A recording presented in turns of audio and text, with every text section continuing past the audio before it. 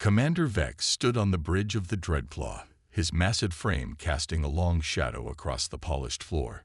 His scaled skin reflected the soft blue light from nearby screens, where endless streams of data about planet Earth scrolled past.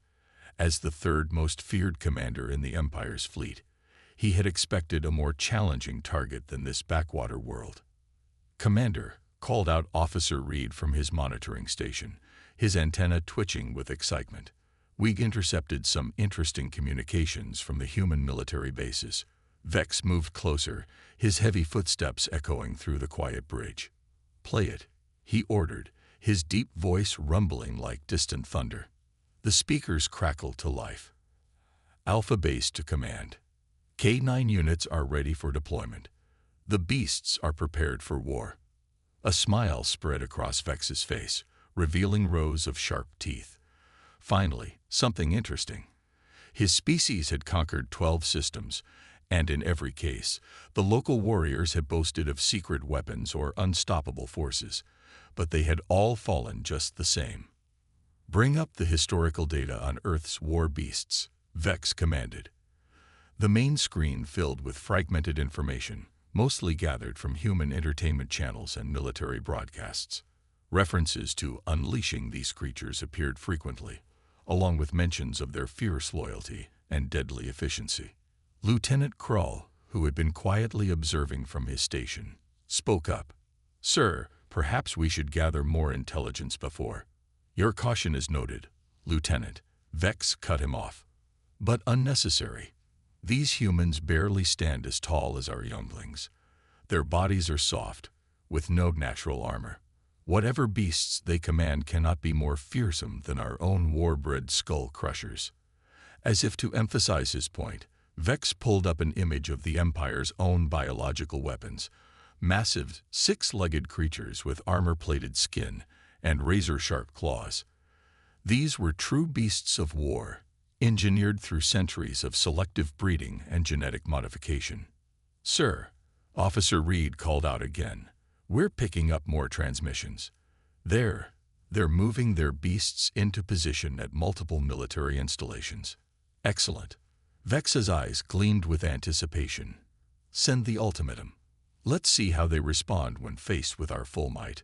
The message was simple: surrender or face extinction. It was the same choice the Empire had given to all its conquered worlds. None had chosen wisely. Minutes ticked by as they waited for Earth's response. The bridge crew worked quietly at their stations, monitoring the planet's communications and defense systems. Vex used this time to study more intercepted data about Earth's military capabilities. Most of it seemed straightforward: primitive projectile weapons, basic energy shields, and rudimentary space travel technology. But these repeated references to their war beasts intrigued him. The humans seemed to place great faith in these creatures, whatever they were. Finally, a response came from Earth's United Military Command. "To alien vessel, Earth declines your offer. We stand ready to defend our home. You have no idea what you're facing." Vex laughed, the sound echoing off the bridge walls. "How predictable. Send in the scout ships. I want visual confirmation of these supposed beasts before we begin the main assault." As the scout ships descended toward Earth's atmosphere, Vex pulled up the ship's biological database. He had studied thousands of species across the galaxy, but Earth's files were surprisingly sparse. Whatever these war beasts were, they had somehow escaped the Empire's notice during their initial survey of the planet. "Sir," Lieutenant Krull spoke again, his voice careful. "The humans' confidence seems unusual for a species of their development level." "Perhaps. Their confidence," Vex interrupted, "is the same false bravado we've seen 100 times before. They believe their secret weapons will save them. They're wrong." He turned to face his crew, drawing himself up to his full height. "Prepare the invasion force. I want boots on the ground within 6 hours." As his crew scrambled to obey, Vex returned his gaze to the blue-green planet filling his view screen. Soon, he would see these famous beasts for himself. Soon, he would add another victory to his already impressive record. How wrong he was. The scout ships returned to the Dreadclaw 3 hours later. Commander Vex noticed immediately that something was off about his scout team. Captain Mora, the lead scout, seemed confused as she gave her salute, her usual confident posture slightly bent. "Report," Vex commanded, his claws tapping impatiently on the arm of his command chair. "Sir, we observed several military installations as ordered," Mora began, her voice uncertain. "But the findings are unusual." Vex leaned forward. "Show me." The main screen lit up with footage from the scout ship's cameras. They showed Earth military bases, heavily fortified with walls and guard towers. Soldiers moved about their duties, carrying weapons that looked primitive to Vex's eyes. But what caught everyone's attention were the smaller creatures moving alongside them. These can't be their war beasts," Vex said, his voice filled with disbelief. The footage showed furry, four-legged creatures running alongside the soldiers. Some were black and tan, others completely black, and a few were lighter colored. They moved with grace and purpose, following commands from their human handlers. "Sir," Captain Mora continued, "we observed these creatures at every major military installation. They appear to be integrated into their defense forces." Lieutenant Krall stepped closer to the screen, his scientific background showing in his careful analysis. "They appear to be some kind of domesticated species. Notice how they respond to vocal commands and hand signals from the humans." Vex slammed his fist down on his chair's arm. "This is nonsense. These are barely larger than our children's pets. Where are the real war beasts? The monsters they keep threatening to unleash?" The bridge fell silent. Captain Mora pulled up more footage, this time showing training exercises. The furry creatures demonstrated remarkable agility, leaping over obstacles and taking down training targets with precision. Their speed was impressive, even by the Empire's standards. "There's more, sir," Mora added. "We detected special facilities dedicated to training these creatures. The humans call them K9 units or dogs. They seem to have an unusually strong bond with them. We also intercepted this," Reed called out from his station, playing a new audio clip. "All K9 handlers report to Block C. Training session for beast mode engagement begins in 10 minutes. Vex paced the bridge, his massive frame casting shifting shadows. Everything he had expected about Earth's defenses was being challenged. These couldn't be the fearsome beasts they kept referring to. It had to be a deception. "Sir," Krall ventured carefully, "perhaps we should consider that." "No," Vex cut him off. "This is clearly a diversion. They must be hiding their real weapons. These dogs are probably just a screen to lower our guard." He turned to face his crew. "The humans are cleverer than we thought, trying to deceive us with these harmless-looking creatures. But we won't fall for it." Captain Mora shifted uncomfortably. "Commander, with respect, we observed these creatures detecting hidden explosives, tracking scents over impossible distances, and coordinating complex maneuvers with human troops. Their capabilities shouldn't be enough." Vex's voice boomed across the bridge. "I've heard similar excuses from every world we've conquered. They always have some secret weapon, some special advantage. And they always fall just the same." He straightened to his full height, towering over his officers. "Prepare the dropships. We attack at dawn." As the crew dispersed to carry out his orders, Krall remained behind, studying the footage of a black and tan dog taking down a training dummy with incredible precision.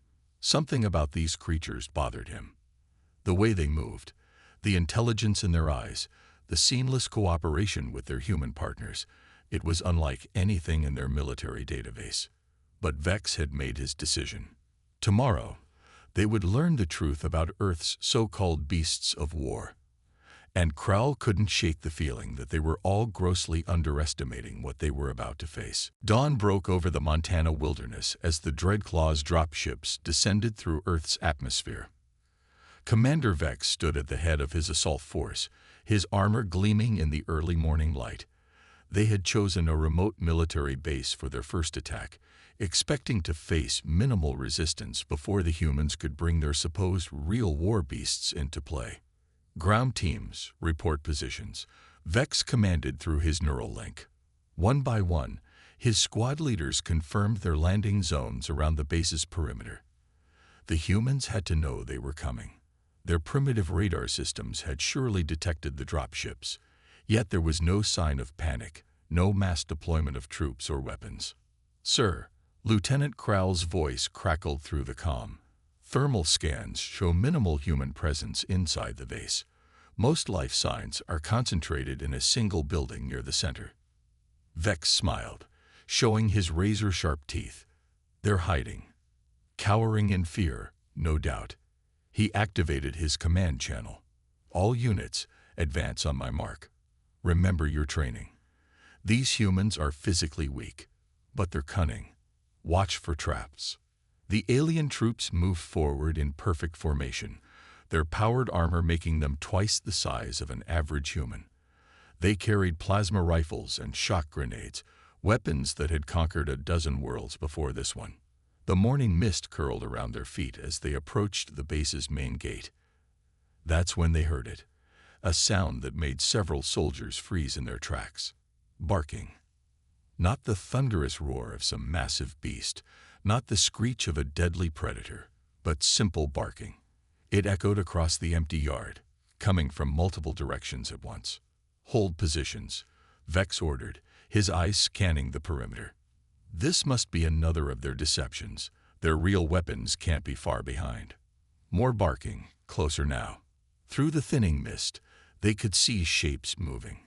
Humans in combat gear, and alongside them, those same furry creatures from the scout footage. But seeing them in person was different.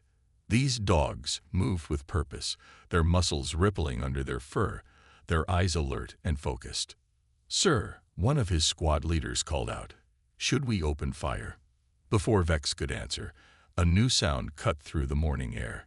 Sharp, high-pitched whistles from the human soldiers. The dogs responded instantly, moving with incredible speed and coordination. "Hold your ground," Vex bellowed. "These can't be their real weapons. These are just..." His words were cut short by chaos erupting across his battle line. Despite their massive size advantage, his soldiers found themselves struggling to track the swift-moving dogs.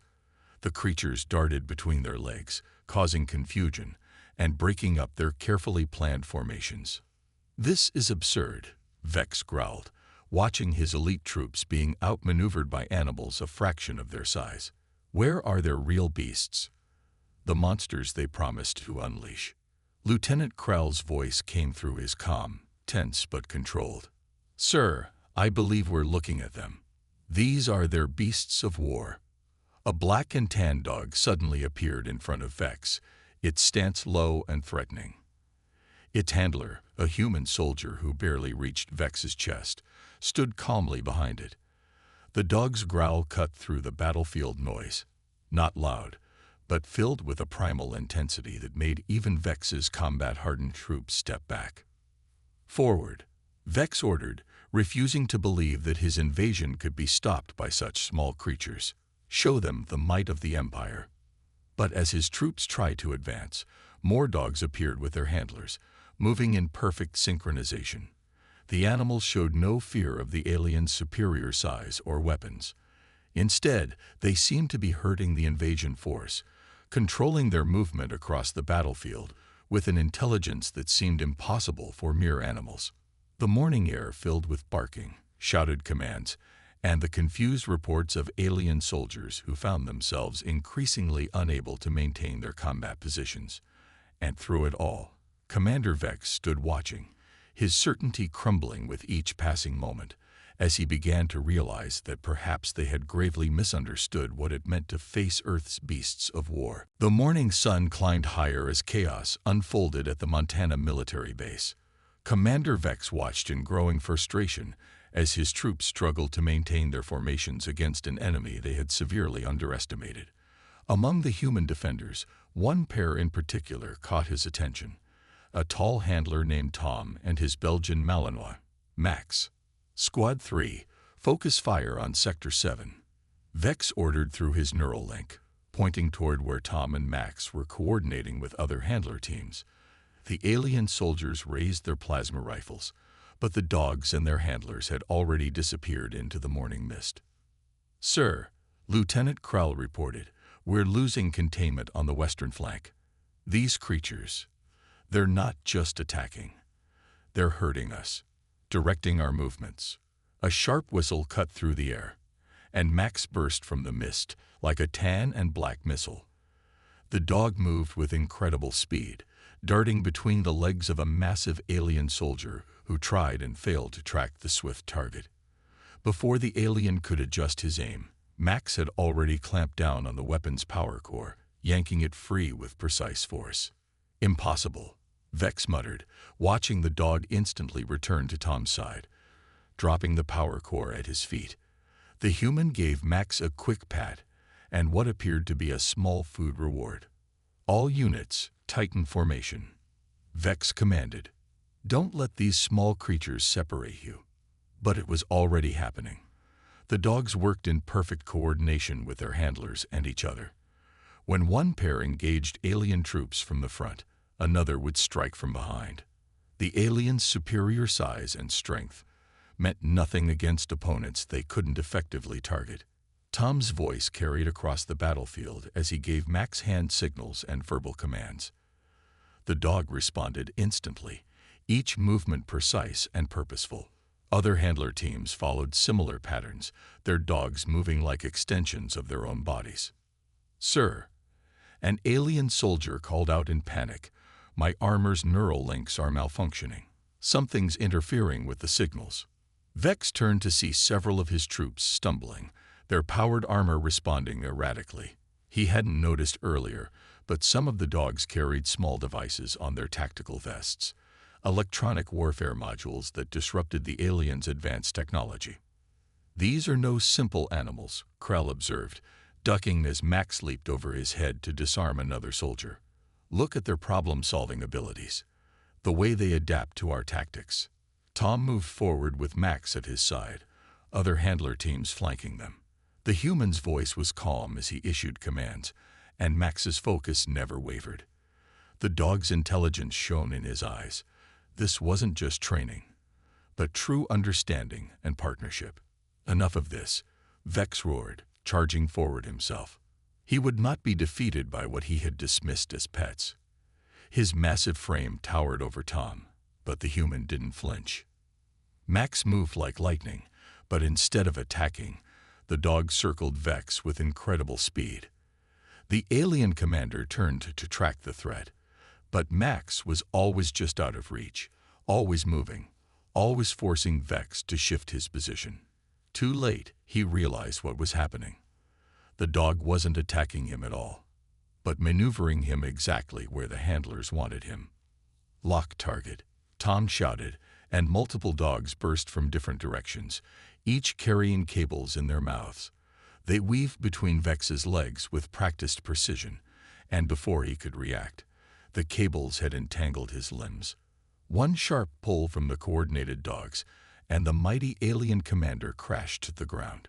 Lying there, Vex finally saw what his arrogance had prevented him from understanding. These weren't just animals following commands. They were intelligent, loyal partners who had formed an unbreakable bond with their human handlers. Their strength wasn't in their size or ferocity, but in their ability to work together, to think, to adapt. As Max stood guard over him, tail wagging slightly, Vex realized that he had completely misunderstood what the humans meant by beasts of war. The true power wasn't in being a mindless monster, but in being a trusted companion who would fight with all their heart for those they protected. With Commander Vex captured and restrained, the tide of battle shifted dramatically. Lieutenant Krell assumed emergency command of the remaining alien forces, but the situation was far from what their military doctrine had prepared them for. "All units, fall back and regroup," Krell ordered through the neural link. His troops tried to follow the command, but the dogs and their handlers had other plans. Each time the aliens attempted to form a defensive position, The K9 units would split them apart again with precise, coordinated movements. From his position on the ground, Vex watched as Max and Tom demonstrated why Earth's military dogs were so respected. The Belgian Malinois moved like a shadow, darting between alien soldiers with incredible agility. When one alien tried to activate an energy shield, Max simply slid underneath it, targeting the power supply with surgical precision.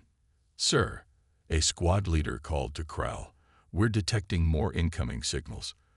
The humans are bringing reinforcements." Over the ridge, more K9 units appeared with their handlers. These new dogs carried different equipment. Some wore tactical vests with communication gear. Others had specialized sensor arrays that could detect hidden troops. One large German Shepherd carried what looked like a small but powerful EMP device on its back. "Fascinating," Krall muttered, his scientific mind taking over even in the midst of battle. Each dog is equipped for a specific mission role, yet they can adapt and change tactics instantly. Tom worked his way through the battlefield, Max always at his side. The handler used a combination of hand signals, whistles, and verbal commands that the dog understood perfectly. Other handler teams showed similar levels of coordination, their dogs responding to the slightest gesture or command. "Look at their formations," Vex said quietly, still watching from his restrained position. "The dogs aren't just following orders, they're making tactical decisions. They understand strategy." He was right. When an alien soldier tried to flank one of the handlers, their dog noticed and responded before any human could give a command. The dogs showed an almost supernatural awareness of the battlefield, protecting their handlers while coordinating with other teams. The new K9 units spread out in a perfect containment pattern. German Shepherds, Belgian Malinois, Dutch Shepherds, and other breeds moved with purpose, each playing to their strengths. Some focused on disarming aliens, others on herding them into vulnerable positions, while others worked on disabling their advanced technology. "Sir," another alien soldier reported to Krall, "our long-range communications are being jammed. These animals, they're carrying equipment that interferes with our systems." Krall watched as a small team of dogs, led by a focused Dutch Shepherd, systematically disabled their backup communication arrays. The dogs understood exactly which parts to target, proving they had been extensively trained in dealing with alien technology. "Commander," Krall called to Vex, "what are your orders?" Vex, still on the ground with Max keeping watch, had finally understood the truth.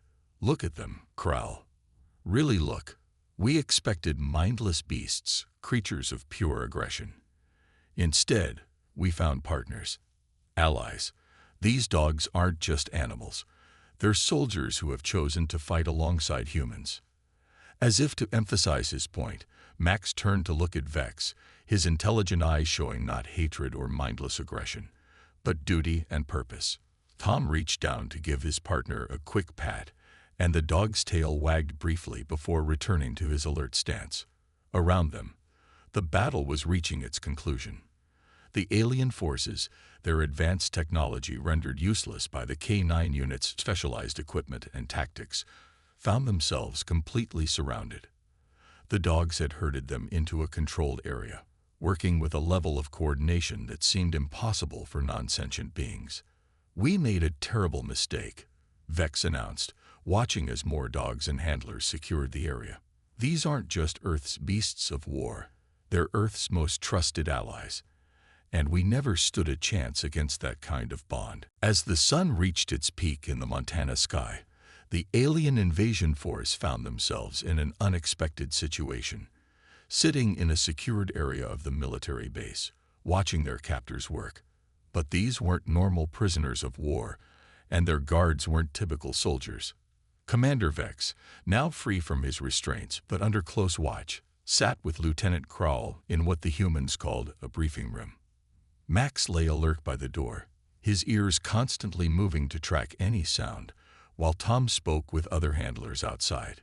"Look at this," Krall said, pointing to a screen where historical footage played. They'd been working together for thousands of years. The images showed dogs and humans throughout history, hunting together, living together, fighting in wars side by side. Each scene revealed a deeper connection than the aliens had imagined possible between two different species. How did we miss this in our initial surveys? Vex wondered aloud. We were so focused on their technology, their weapons, their physical capabilities. We never considered their ability to form bonds with other species. A small brown dog trotted into the room carrying a data tablet in its mouth, delivering it carefully to one of the human officers. The dog's tail wagged as it received praise and a quick pat before returning to its duties. They're not just weapons, Krell observed. They're not even just soldiers. They're family. Tom entered the room with Max immediately moving to his side. You're starting to understand, he said, sitting across from the alien commanders. Dogs have been our companions for over 15,000 years. We evolved together, learned together, grew together. But how do you maintain control over them? Vex asked, still trying to grasp the concept. In our empire, we use neural implants and genetic modification to control our war beasts. Tom's face showed disapproval at the idea. We don't control them. We work with them, train with them, build trust and understanding. He reached down to scratch behind Max's ears, earning a content look from the dog. They choose to work with us because we respect them as partners. More footage played on the screen. Dogs detecting hidden explosives, finding survivors in disaster zones, protecting their handlers from threats, and even helping humans with disabilities. The aliens watched in fascination as they saw the full range of what these creatures could do. Each breed has different strengths, Tom explained. German Shepherds, Belgian Malinois, Dutch Shepherds, they all bring something special to the team. But what makes them truly exceptional isn't their physical abilities. It's their intelligence, their loyalty, and their desire to work with us. A small demonstration followed, with Tom and Max showing the aliens various training exercises. Max responded to hand signals, voice commands, and even subtle body language that Vex could barely notice. The dog's intelligence shone through in every action, every decision. Watch this, Tom said, setting up a complex problem-solving scenario. Max had to figure out how to reach a target by using different tools and obstacles in the correct order. The dog approached the challenge with methodical focus, showing clear reasoning and adaptation. Remarkable, Krell whispered, taking notes on his datapad. They're not just following programming or responding to commands. They're thinking, making decisions, choosing how to best help their human partners. Vex stood up slowly, careful not to make any sudden moves with Max watching. He walked to the window, looking out at the base where other handler teams were going about their duties. Every dog he saw showed the same level of dedication, the same intelligent focus, the same willing partnership with their humans. We came here expecting to find monsters, Vex said finally. Instead, we found something far more powerful, genuine friendship between species, a partnership based on mutual trust and respect. He turned back to Tom and Max. Our empire has conquered many worlds, but we've never seen anything like this. Tom smiled, giving Max another pat. That's because you were looking for beasts of war. What you found instead were loyal friends who would do anything to protect their family. And that's a force more powerful than any weapon. 3 days after their failed invasion, Commander Vex stood on the bridge of the Dreadclaw, watching Earth grow smaller in the view screen. Around him, his crew worked quietly, still processing everything they had learned during their brief stay on the planet. The final reports are ready, sir, Lieutenant Krell announced, holding a datapad. Should I begin transmission to Imperial Command? Vex took one last look at the blue-green planet before turning to face his second-in-command. No, Krell. I want to record this one personally. The commander walked to his private quarters, Max's intelligent eyes still fresh in his memory. He sat at his desk and began his report. 2. Imperial High Command. Subject: Earth Defense Assessment. Priority: Urgent. I, Commander Vex of the Imperial Fleet, must report not just a tactical defeat, but a complete revision of our understanding of Earth's defensive capabilities. We came seeking their beasts of war, expecting monsters. What we found was something far more significant.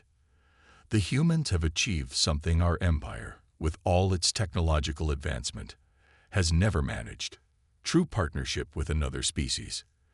Their dogs, as they call them, are not controlled through force or technology, but through mutual trust, respect, and genuine bonds of friendship. These creatures possess intelligence that rivals our best war-bred species, but without any genetic modification. They choose to fight alongside humans, protect them, work with them. Each breed brings unique abilities to their partnership. Belgian Malinois, exceptional speed and precision. German Shepherds, remarkable problem-solving abilities. Dutch Shepherds, advanced tactical awareness. But their physical capabilities are not what makes them formidable. It is their ability to think independently while working in perfect coordination with their human partners. Vex paused, remembering how Max had outmaneuvered him despite his superior size and strength. He continued writing. Our defeat was not due to superior firepower or advanced technology. We lost because we fundamentally misunderstood what makes Earth's defense forces unique. Their strength lies not in domination of other species, but in cooperation with them. Recommendation: all invasion plans for Earth must be immediately suspended. Any military action against this planet would be ill-advised for the following reasons. 1. Their dog handler teams can neutralize our most advanced technology. 2. Our traditional tactical advantages mean nothing against their unconventional warfare. 3. Most importantly, they possess something our empire lacks: the ability to form genuine alliances across species. Further study of their methods could benefit our own military forces, but it would require a complete revision of our approach to interspecies relationships. As Vex finished his report, his door chimed. Lieutenant Krell entered, carrying something in his hands.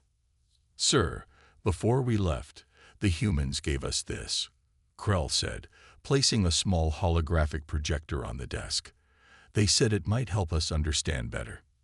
Vex activated the device, and a series of images filled the air around them. Dogs guiding blind humans through busy streets. Dogs rescuing people from collapsed buildings. Dogs playing with children. Dogs receiving medals for military service. Each image showed a different facet of the incredible partnership humans had built with their canine companions. The final image showed Tom and Max standing together, the handler's hand resting gently on his dog's head. The text beneath read, "The strongest warriors aren't those with the sharpest claws, but those with the biggest hearts." "Add this to my report, Krell," Vex said quietly. "Note that Earth doesn't need monstrous beasts of war. They have something far more powerful: loyal friends willing to stand beside them against any threat." As the Dreadclaw jumped into hyperspace, leaving Earth behind, Vex made one final entry in his personal log. "Today marks a new understanding for our empire. We came seeking beasts and found family instead. Perhaps it's time we learned from Earth's example. After all, true strength isn't in the ability to control, but in the wisdom to cooperate, trust, and respect."